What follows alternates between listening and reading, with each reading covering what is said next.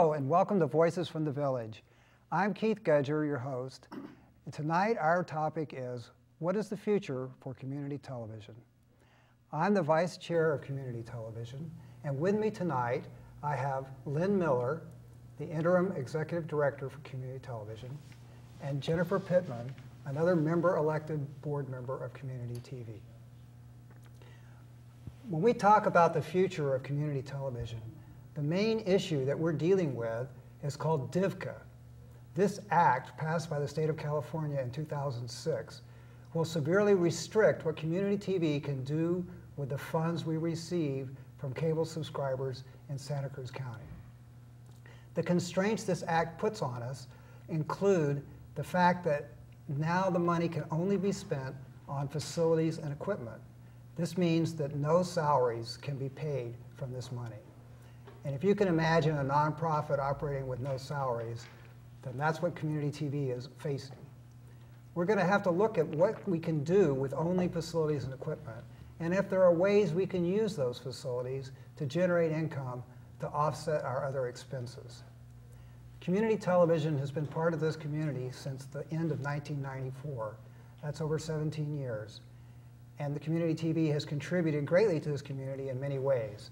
Just think of all the nonprofits and community organizations that can't get their message out or can't be seen if we don't have something like community television. Another important factor, or another important thing that community TV does is broadcast the government meetings to everyone in the county who has a cable subscription. And now, with the internet, anyone who has an internet connection. Those government meetings include the County Board of Supervisors, the City of Santa Cruz City Council, the Metropolitan Transit District, and Capitola and Watsonville. All the cities in Santa Cruz get broadcast over our channels. So what does this mean for community TV to not have those funds? Well, we're afraid of what it means. We're afraid it may mean quite a restriction in the services we provide to this county. And we'd like to see that not happen. So that's what the board has been working on, trying to determine a way for us to move forward and to continue to provide the many services, such as this program you're watching tonight, can continue for the citizenry of Santa Cruz County. So I'd like to open the questions up here. And first, I would like to stop talking for a moment and have Lynn talk a little bit about what he sees as the issues facing community TV with this budget crisis. Now, a little background on Lynn. He just stepped into this position July 1st, so he's only had about 6 weeks to get his feet wet and find out what's going on. So in some ways, that means that he hasn't had a chance to find out everything that's happening with community TV. But I also think it means that he's a really good person to give you an overview of the situation we face, because he's had to very quickly look at what's available and figure out what he can do. So Lynn, can you talk a little bit about that for us, please? I certainly can. We looked at a budget this fiscal year that gave us 15% less than we had in the prior year. I think the county was trying to give us a message that in years to come, particularly in the fiscal year 2014-15, the funds will be restricted. And I want to be real clear, that doesn't mean the funds will become less, but they'll be restricted. There's going to be two silos, one that DVCA pays for, which is facilities, maintenance, and capitalization, and then the silo that CTV has to deal with, which is the salary and benefits. Currently, our budget's approximately $650,000. Of that $650,000, close to $500,000 of that is salary and benefits. If you look at that scenario alone, CTV will have to find a way to shore up salaries and benefits in year 2014-15. That can't start on day one, July 1st of 2014. That is what we're working on now, to try to find ways to compensate for that lack of funding. I guess on the good side of that is there'll be more money for facilities and equipment, but you still have to have people to operate that equipment. And in terms of the county meetings, in terms of the way in which we produce, the way in which we edit, those things will all be things that we have to look at in terms of how we make that work in 2014-15. So my answer to that is that's a fair amount of money to be looking at in terms. Now, Can we reduce some of that through DFCA? I believe we can, and I believe the county will look at ways we can do that. So I think the overall cost factor, having spent time with this over the weekend, would be more like about $340,000 that CTV has to do with working some magic in the budget. But it's problematic. Most nonprofits that I know and have worked with have always had a portion of their budget that's always been one that's around marketing, one around donations, or reaching out to the community, public support. In all fairness to CTV, that hasn't been that necessary. I think the donations, generally speaking, over the years have been about $10,000 to $12,000 a year. That has to creep up and creep up very quickly. I also think that as we look toward year 2014-15, that we'll be looking at a whole marketing aspect of this that allows us to find ways to bring in money with others in the community. And then finally, I think another answer to this is to use every bit of technology we can possibly get in the years that we have to work toward this, to draw down technology that helps us better edit, and we've got really good editors and producers, but finding ways to not have staff so available for that kind of thing so they can actually focus on the things they like to focus on. So I think those are some of the answers that I've been looking at in terms of how we deal with this. I find it interesting because I can't recall any agency I've ever worked with that has had to face this kind of a change. I've seen reductions. I've worked with the county. I know what reductions are like.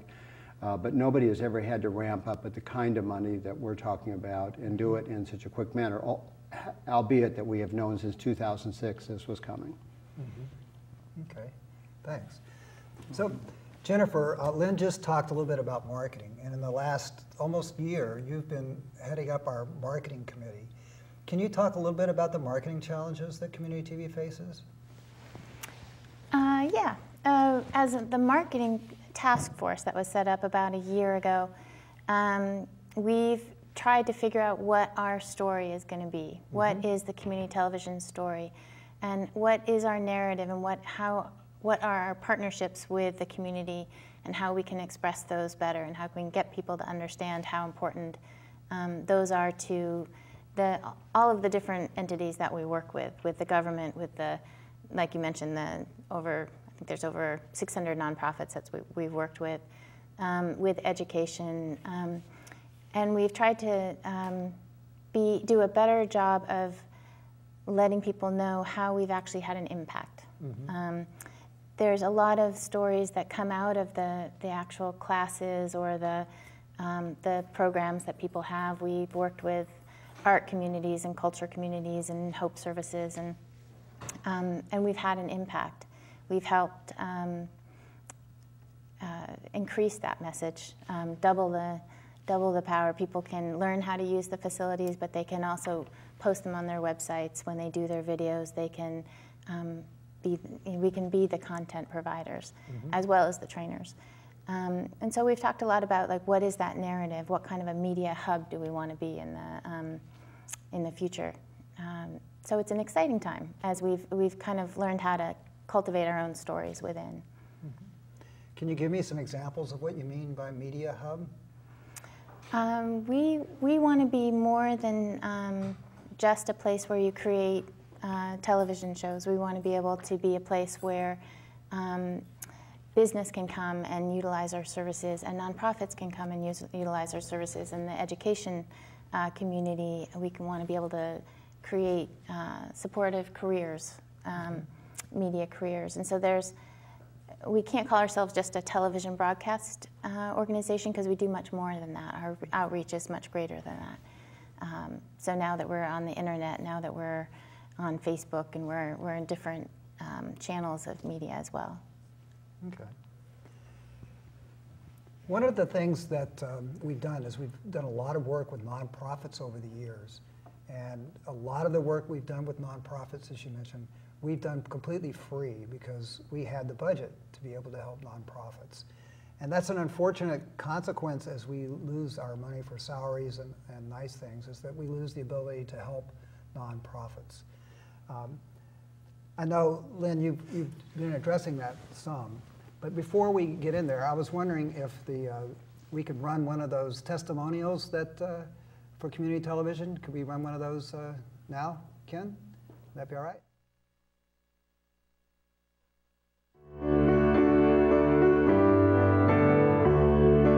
I'm Kimberly Lacrosse, and I work at the United Way of Santa Cruz County as a community organizer. And we've partnered and worked with community television many, many times over the last 5 years. The United Way and our collaborative Go for Health worked on a project with community television. Community television helped us from the very beginning to the very end in the planning, the implementing of the forum, and had a great set of people helping us to make sure that the sound was good and that the video was good, and that all of our bases were covered. It went so smoothly, and it's helped us get funding. It has helped us to communicate better with leadership in the community. It's helped the youth to share their message with other youth. I mean, I could go on and on. It's been very, very helpful. I think we all have to think about how is it that we can support community television, because it means different things to each of us. So maybe when we stop and think about what will our community be like without community television, we can find a way to think, what can we do? I can't imagine our community without community television. It just creates, it really is community. Everybody benefits and everybody wins.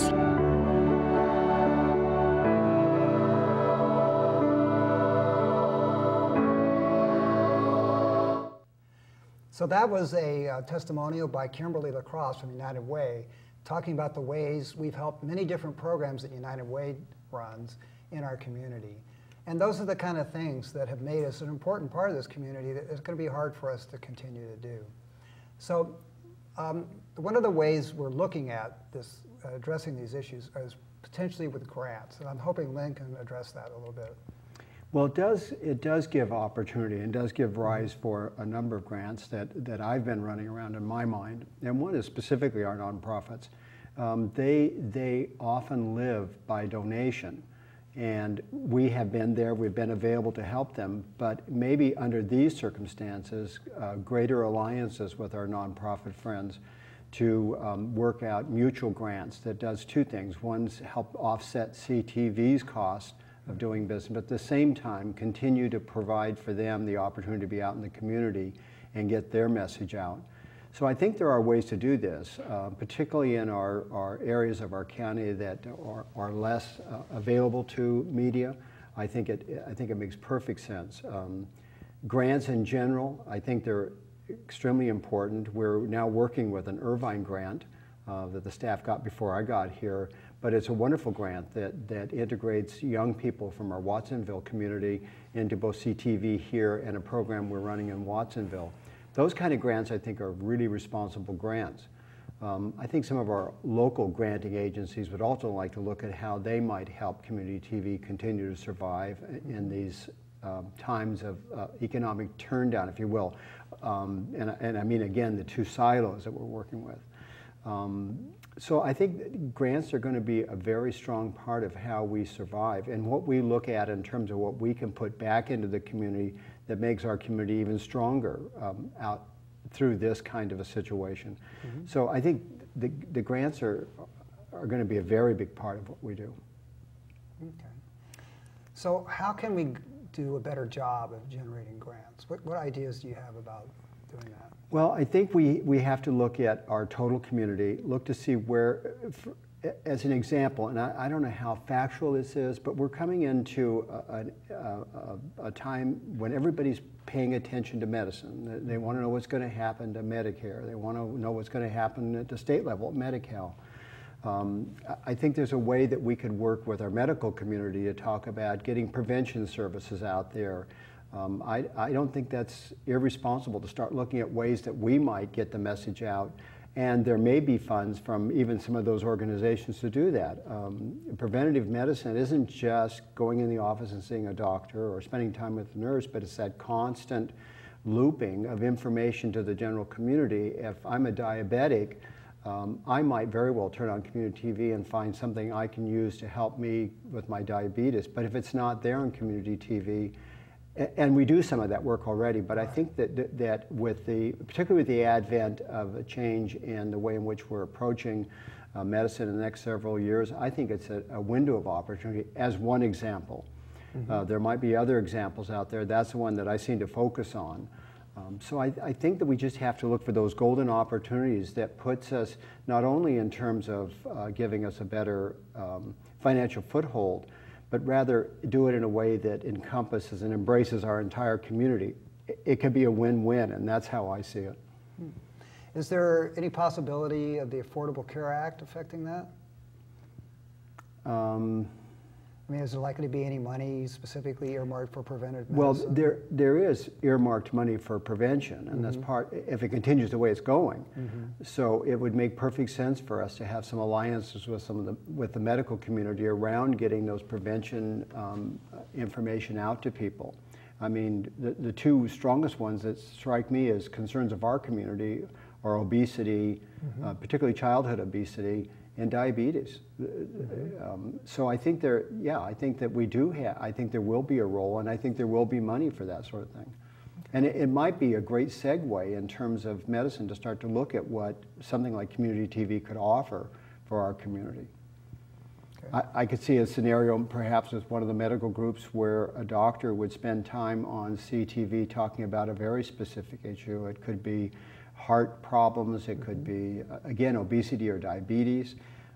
But I think there are opportunities out there. I just think we have to think a little bit outside the box, and it's been a comfortable situation since there's been funding available, but now it calls for greater acuity in terms of the way in which we look at this. So that's one idea I have, and I'm sure it's one of many that people will come up with. Yeah, that's great. And at our retreat in March, we talked about several possible partnerships. One of them was healthcare, one of them was business, one of them was environmental issues, and I mean, there's so many options that we could follow up on if we can just find like where the most lucrative grants are, where the most community service could be in a lot of different things, in environment, in healthcare, education. We also talked about on the retreat extensively, and so there seems like there's lots of options.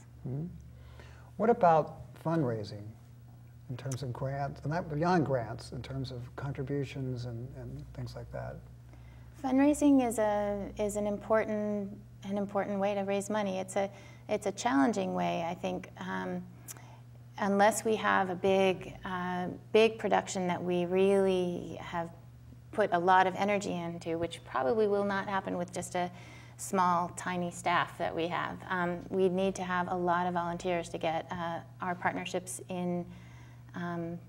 Really linked up, I think. But we do our bowl-a-thon. We did our bowl-a-thon for our last year. We did the dinner beforehand. We've raised, and those I think both raised, or the last one raised about 6,000 maybe, 6,000, 7,000 I think. And so that was successful, and we hope to have another more successful one. I think what kind of partnerships we want to have, we've been focusing on more than just fundraisers. There's been some member-suggested fundraisers as well, working in the holiday community events and things that we've thought about. A lot of it is getting the momentum, the volunteers organized, the volunteers excited. We need that kind of energy. We have a small membership of just about 300, so if we don't get a lot of volunteers involved, we're going to be struggling. And so I think that's part of it. Other fundraising, what else have we talked about at the retreat? Mostly we talked about grants, and then there was the education. I don't know if you're going to go into the educational ideas. Well, what I wanted to ask you was, when you try and do fundraising, you really need that story that goes out and touches people and makes them want to give to the organization. And you've worked on that some on the marketing committee. Can you talk a little bit about what the story is? The story is that we are the place to go for local news. We are local information, local stories, local victories in the community, and that really that we are the ones who kind of watch out for each other. We're the ones that cover the local government. Without there is no other government coverage like that we can offer. So I think that's our main thing, that's our energy, that's our hope. Our local television stations are not even based locally in Santa Cruz County. So Right.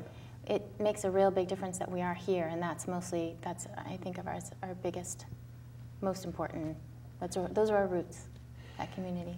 And I know several people have said to me, oh, where does community TV fit in the 21st century with YouTube and Vimeo and all that?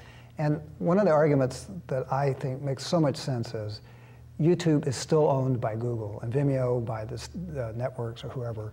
Community TV is the community, and there's no corporation, there's nobody telling us what we have to put on our channels. And whatever anyone submits, as long as it's legal, will get played back on our channels. Just bring it in the front door, fill out a form, and it goes on the air. And there's no filter. And sometimes that's a two-edged sword. People see what's on community television and they say, oh my goodness, why is that on TV? But I think I think Santa Cruz is a tolerant community and is a community that understands that we have to see all different sides of an issue, even if we don't agree with it. And that's one thing that community TV always provides. If it's submitted to us, it goes on the air. And we're not corporate. We're definitely not corporate. John is telling me that we have a phone call. No, now. Oh, okay, no, we don't. But we would like to have your phone calls. So this is a call-in program, and we're live tonight, August 26th. And we are taking phone calls. Our number is 831-425-8844. So if you would like to talk to any of us or ask a question about community television, please call in, and we'll go back to the questions. So one comment I wanted to make, yes. and I apologize, probably should have spoken sooner, but I think another partner in this is our government agencies. I think we ought to really think of them in terms of how they may step up. I've worked in the nonprofit world in addition to working for the county, and I know what the county can do when they get actively engaged in working with nonprofits. They believe in them, they think they serve their community in a very strong way. So I think the jurisdictions and the county are somebody we need to look as a partner in terms of how we face the future. Not that they're going to open their pocketbook, but they also have ways for us to seek grants, or they may be aware of other ways to do seeking of funds in other ways. And it's interesting, I've only been here for a very short period of time, but those 300 members you make reference to, they may be small, but they're mighty. I just love the creativity and the enthusiasm, the commitment, and I suspect some of them have some really good ideas on how we can do some fundraising that of a magnitude that really would make a difference. And so it'd be interesting to see what happens with that over the next several months and years. They become very vocal, and especially during this time of challenge and change, and it's been exciting to have this room filled with people as they talk about what's happened and what they could do and what might happen if we all pull together. So I think that's a very optimistic thing about what's happened. So that brings up a good point. We can talk about the membership. Currently, community television has towards 300 members. And what that means is community television is a member-run organization, nonprofit, as opposed to a standard nonprofit where the board more or less selects the board. The Board of Community Television has 11 members, 4 of which are appointed by government entities, and 4 are elected by the current members. And then there are 3 others that are appointed. But right now, community television is in an election process that has to deal with an issue regarding removing the members from the bylaws. Can you talk about that a little bit, Lynn? I'll certainly try. This is about the time I came in, was around this issue. And the issue is that the board has to move quickly and has to move responsibly to get to a place with the county where we do not go into what I call a default, where the county will put out a request for proposal and then open it wide open. We really want to focus on a way to work with the county and the jurisdictions to keep CTV whole to the degree that it doesn't go away. waiting for the membership to kind of act as a group on things that might be outside the bylaws in terms of dealing with the county, I think has been problematic. It's an unusual relationship to have a membership this large, a board of directors that are somewhat hamstrung with the bylaws. So I think the request to have and the trust level, I hope, is there with the board to give them the allowances around the bylaws to make this work. And I would really encourage members to vote. It's vitally important. We end the voting August 31st, and it's my hope that we get the votes that we need to move forward. Okay. And I think the county's looking for it. The county is looking to see us make some decisions that don't come in and say, can you continue this for another couple months while we work on it?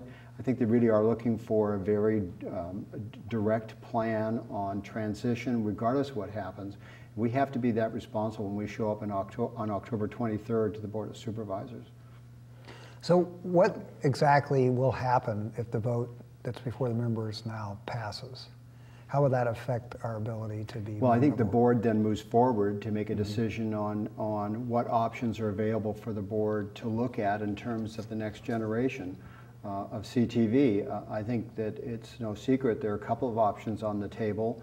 One has been, and it went to the board in June, a discussion around a merger.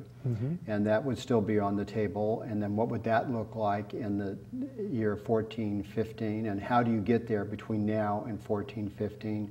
The other would be more of a, I want to be cautious how I say this, it would be CTV, but in a new format.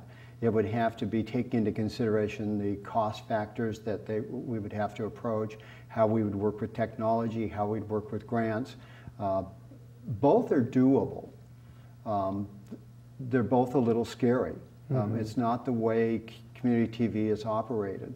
So I do think there are options there, but those options can't be acted on unless we get to a place where a few people can make the decision and get to the board. But then the other side of it is what happens if the vote doesn't pass?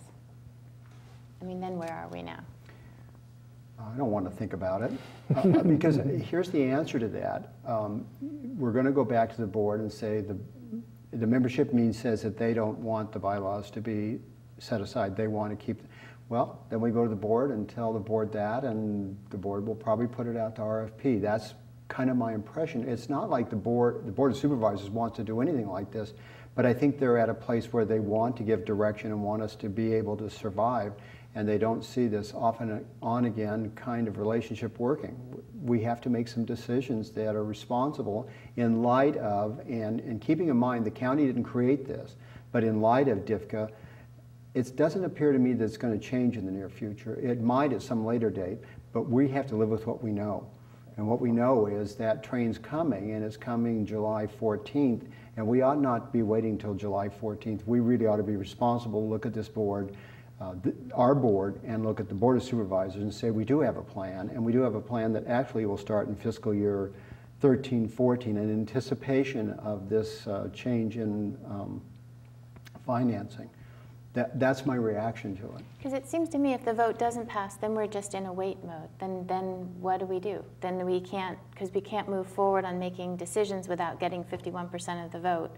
So then what, I mean, then whatever our decisions are, we have to bring them back to the board, or back to the membership and that's another. That's not doable. That's not doable. That's just not doable. I guess I want to react a little bit. I wasn't sure if you meant if the membership voted not to allow the board to move forward. Is that what was it you said?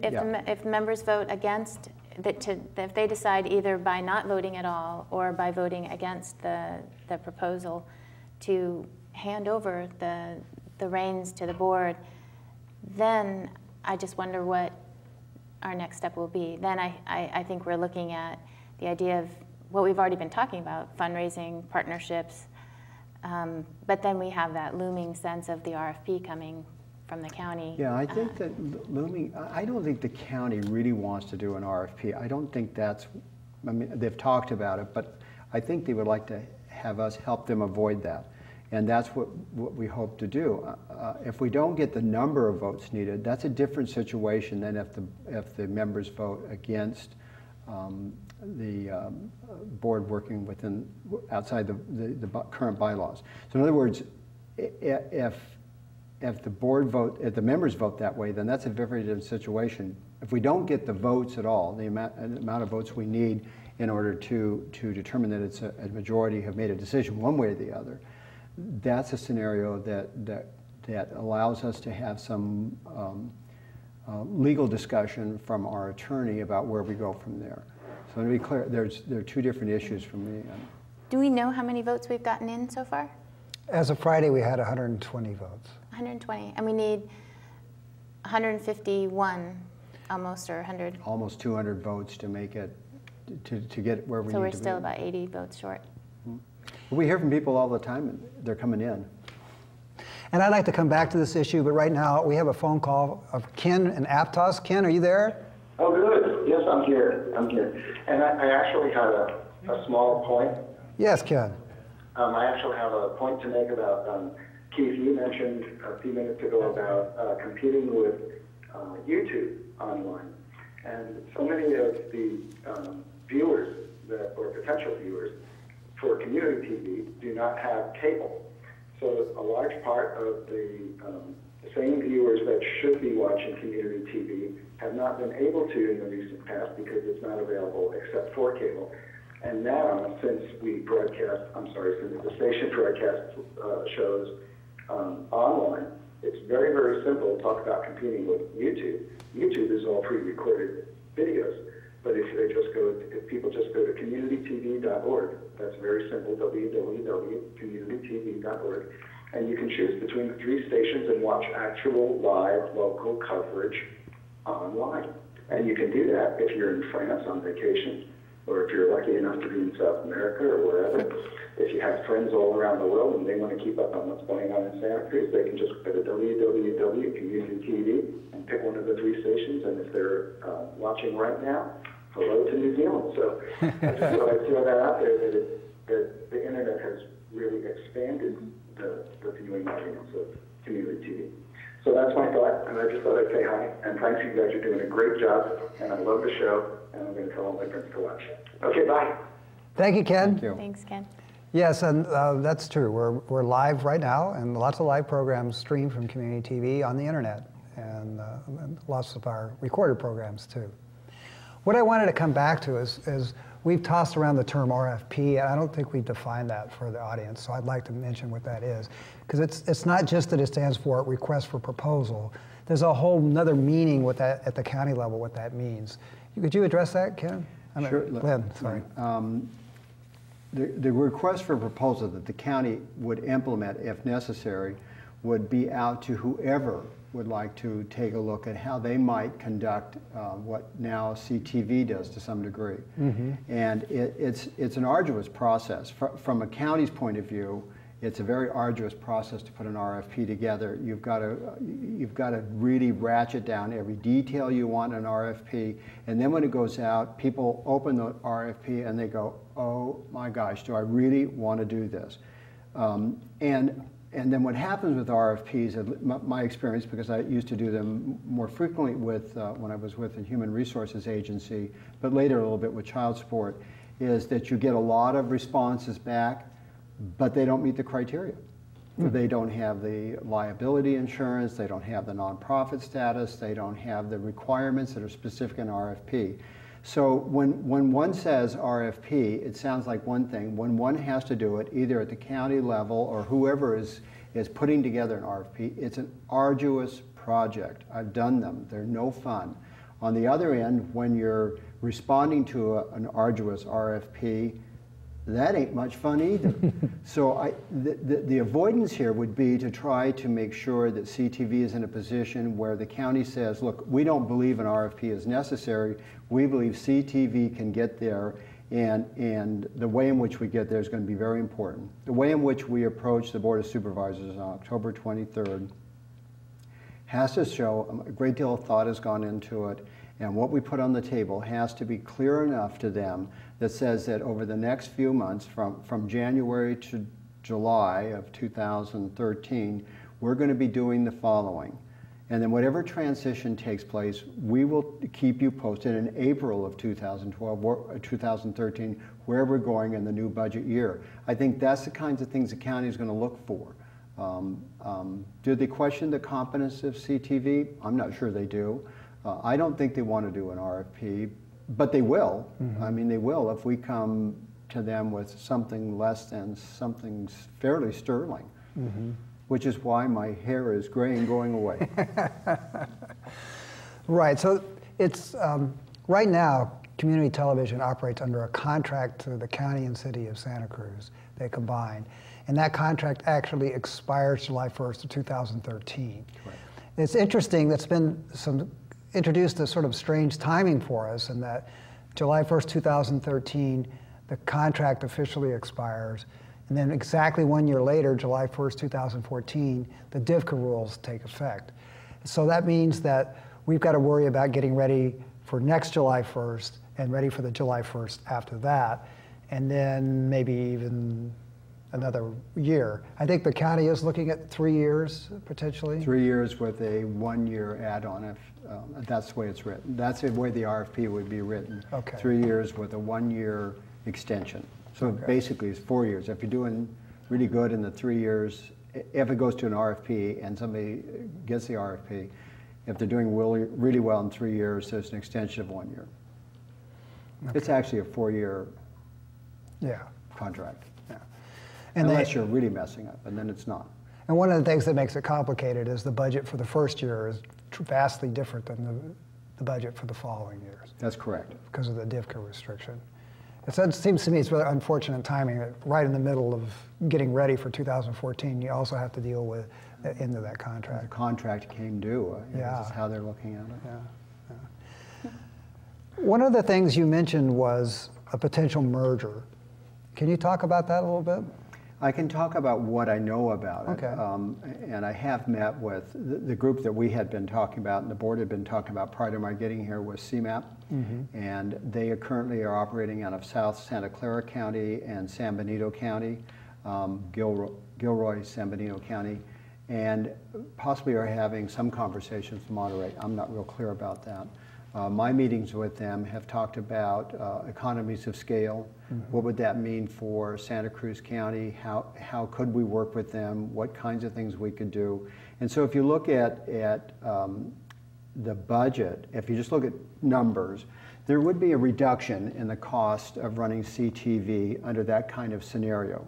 What would we lose? We really don't know, but in my conversation, I made it clear there's some things that have to stay whole. The county has made it clear that some things have to stay whole. So a merger would be our board, their board, and then perhaps a memorandum of understanding that talks about how those two boards continue to operate so that Santa Cruz has that funding mechanism, has the board that keeps it local. But it is economies of scale. That's what around the country people are looking for. It's not unusual for fire departments to merge. It's not uncommon. Child support. We merged Santa Cruz County with San Benito County. It's how you do it and how you keep the community feel going that's really important. So it's not just a matter of signing a couple contracts and agreeing to a merger. It's much bigger than that. And I would suspect that if that's where the board goes, that this next 6 months has to really be paying attention to what those bylaws look like for both boards, what those contracts might look like with the staff, and what the MOUs might look like. There's a lot to do. And it requires some attention from the legal side to make sure that whatever we agree on keeps CTV whole in the way in which it responds to the community. I want to mention that CMAP stands for the Community Media Access Partnership, and it's based, like you said, out of Gilroy. Is that? And yeah, it's got Gilroy and San Benito. Okay. All right. What are some ways in which we could possibly save money, either with or without a merger? I mean, what kind of things we're doing now that you see? Well, as you recall, this fiscal year we already did a 15% reduction. That was based on the county of Santa Cruz saying that other departments in the county were facing a 15% reduction. So we did a 15% reduction. What that meant for community TV was some reduction of staff. It left our front lobby completely open, nobody greeting people coming through the door. It caused us to close down Monday and Tuesdays, so that we're open other times, but Monday and Tuesdays are closed for the members. And we still meet our 40-hour commitment to the We county. still meet our 40-hour commitment, but we just aren't open to the degree we had been before. So we've already had that scale of reduction. Then how do you look at it in the future, which is even a greater one? And I think that speaks to something the board talks about in their intention for an RFP, is that seeking greater engagement from our nonprofit community and our other entities in the community to see if we can find groups of people that can help us when we need that kind of help. Also in terms of our marketing, finding people out there that can help us with our marketing and that had experience with marketing. I think another sector that we don't pay much attention to, I do recognize before I say that this community has always been impacted by the amount of nonprofits in this community. Everybody's looking for a way to continue. And I think every nonprofit I've worked with in the county is one that has tremendously direct services to the community. CTV is no different than that. But I do think that our business community is not something we should say, well, gee, they're already impacted. Find ways that we might work with them to both enhance where they are and what they're doing and get their message out, at the same time supporting CTV and what we're trying to do. So I think that they're on the getting side, reaching out, and I think there's more we can do. I don't see ratcheting down a whole lot more. I think that there are some salary and benefits that we can look at in the 2013-14 that would help us. So there are things there. I mean, people do this. The county's been doing it for years now because of the turn down in the economy. Ours is a little different because our money isn't going to be less. It's just how we spend it that's going to be the problem. Restrictions. And we will have a palatial facility. We just have to make sure that we have the proper amount of staffing to make sure it works and works well for the community. And it's got a great membership and a great group of volunteers. So I want to say that up front. It's got a spirit. Okay. We have a call from Joe in Watsonville. Are you there, Joe? Or did we lose Joe? No? Okay. Well, if Joe, if you hung up, give us a call back and we'll patch you in the next chance we get. We talked a little bit there about marketing and bringing more in. And one of the biggest employers in this county, well, besides the university, is tourism. And I'm wondering, Jennifer, and looking at the marketing, have you thought of any ways in which we could interact with our community to maybe help the tourism side and also maybe get some money from the people that are depending on tourists? We've thought more about the education, and let's see, with the tourism we have thought about, I mean, how well can we tell our stories and the stories that are uniquely Santa Cruz, and from the arts to the health to the environment to the education. And you know, sometimes I think that the people outside our county don't appreciate the fabulous arts and creativity that is this county. And those of us that live here just love every second of it, but I sometimes worry that the people outside don't appreciate it. I think we've done successful partnerships with a lot of the art groups, and we'd like to do more. Yeah. That would be a natural Meet in Santa Cruz kind of an affiliation, I think. Okay. Yeah, that's good. Culture in general. I mean, we are so filled with all sorts of creative things.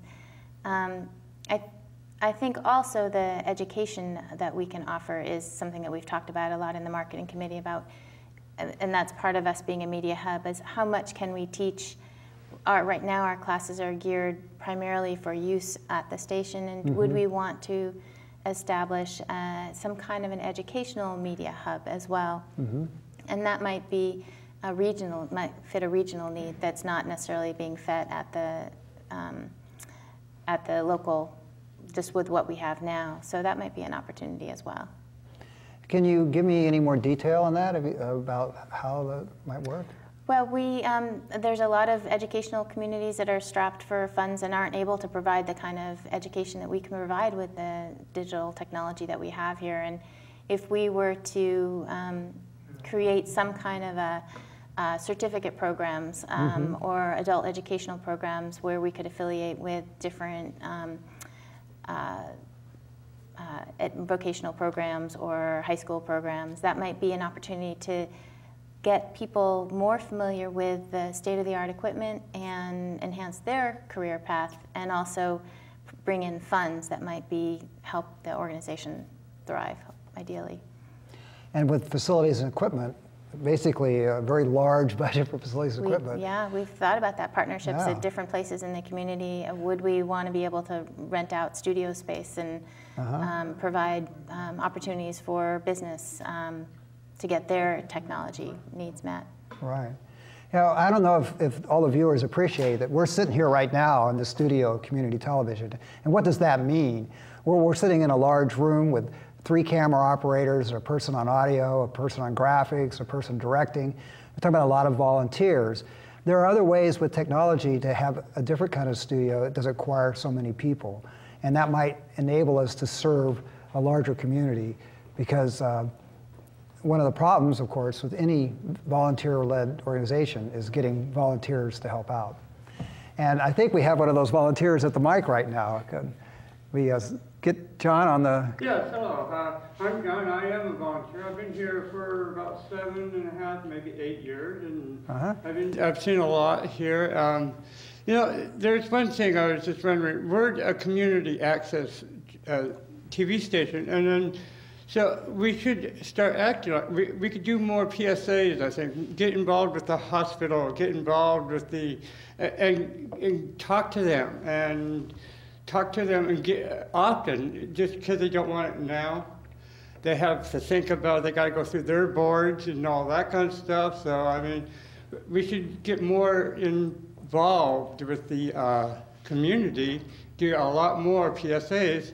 That will give us our new volunteers and our new people work, and they would be more interested in what goes on here, maybe. So, I mean, that's my idea. Okay, thank you, John. And I want to let everyone know that PSA means a public service announcement. So, thanks, John. How often do we do the public service announcement days? Don't we do that? We have them once a month, and it goes up and down, the number of people that want to do it. But for a very modest fee, it's $25. We will put together a minute-long public service announcement on you know, what the nonprofits are pushing. It can be current events, it can be long-term. Tomorrow, we're actually doing one for the League of Women Voters, and it's strictly aimed at getting the vote out. And with November coming up, I think that's something that we all think is a good idea, getting people registered to vote and voting. And that's the kind of thing community TV does for the community, is help connect the community with each other and with the nation, in this case, if you're registering to vote for the national elections. We've got another volunteer there. Oh, and we have another volunteer at the microphone. I'm Charlie Phillips. I've been associated with community TV since '98. And I'm happy to be here, know that we have been able to express our thoughts and our opinions. And we've been, I think we have a very strong, we've discussed issues from homelessness to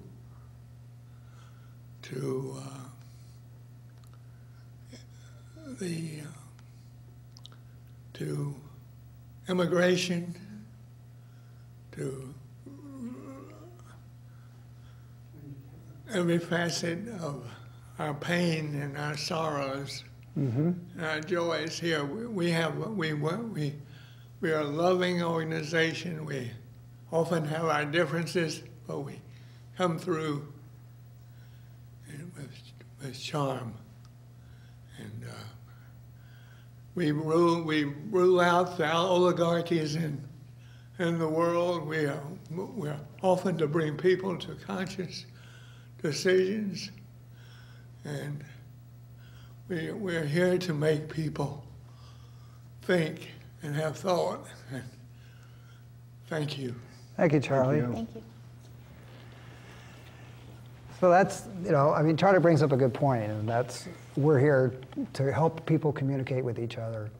And that's what community TV is, community communication. And we were just discussing education as well. And do you have any ideas on that, Lynn, that you can express? Well, we're doing some. We're working with the high schools in Watsonville. I think we have a golden opportunity to do it. We have a mobile unit that we don't use fully, that we should be using fully, and I think education is exactly where we can be using it. We'll be using it as part of our Irvine grant down in South County, and I would like to see us find ways to work with schools to further enhance children and youth in their home experience, or at least out in the field experience. So I think it's a really good segue. It's a golden opportunity. They have been hit. I particularly liked it when you said adult education. As you know, over the last several years, particularly in Watsonville and the Pajaro Valley District, adult education has been hit severely.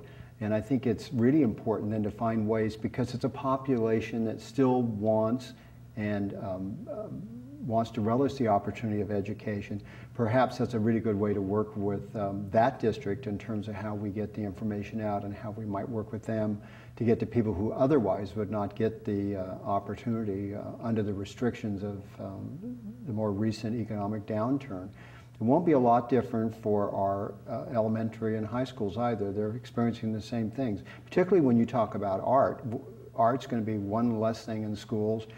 This would be a great way to keep kids engaged and involved in art. So I think it's a wonderful opportunity. Sometimes out of grief, you find ways to start to get to feeling better, and one way may be CTV in terms of how we do that outreach. I agree. Yeah, and art and culture, and there's music also. I mean, it's amazing how many music shows there are on our channels, and they just keep coming. And if you talk to the producers of the music shows, you find that they have no trouble finding a band. If suddenly there's a band that canceled for the live Friday night show, they can put something on Craigslist, or even go out on Pacific Avenue and have a band in here in no time. And it's amazing. I've done that. I've gone on Pacific Avenue and asked buskers, would you like to come be on television tonight? And had them come in and have them give amazing performances. And that just shows you what talent there is in this community and how important it is to showcase that so that people can appreciate what we are and what we have. We also talked about the alliance of the spiritual communities and the religious communities that have used our organization's skills and the airwaves here.